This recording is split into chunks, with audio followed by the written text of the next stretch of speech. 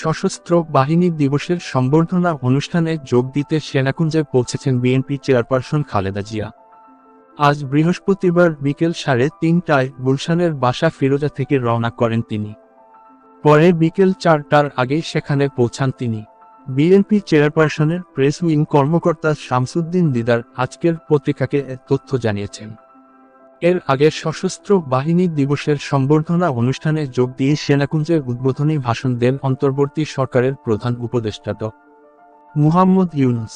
বৃহস্পতিবার বিকেল 4টার পর আয়োজিত অনুষ্ঠানে ভাষণ শুরু করে 4:20 তা শেষ করেন তিনি। এদিকে সকালে রাষ্ট্রপতি মো.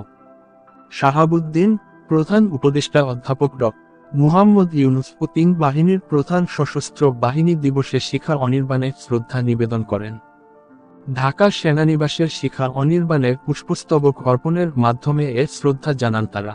প্রধান উপদেষ্টা সকাল 8টার দিকে শিখা অনির্বাণে শ্রদ্ধা নিবেদন করেন।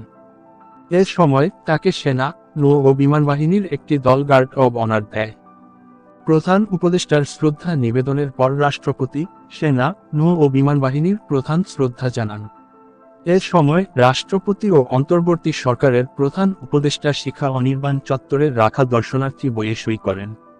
সশস্ত্র বাহিনী দিবস উপলক্ষে দেশের সব সেনানিবাস, নৌঘাঁটি এবং বিমান বাহিনী ঘাঁটির মসজিদে দেশের কল্যাণ কামনা করে ফজরের নামাজ শেষে বিশেষ মোনাজাত হয়েছে। এর আগে দিবসটি উপলক্ষে রাষ্ট্রপতি ও সশস্ত্র বাহিনীর সর্বাধিনায়ক মো. শাহাবুদ্দিন এবং প্রধান উপদেষ্টা অধ্যাপক ড. মুহাম্মদ ইউনূস আলাদা বাণী দিয়েছেন।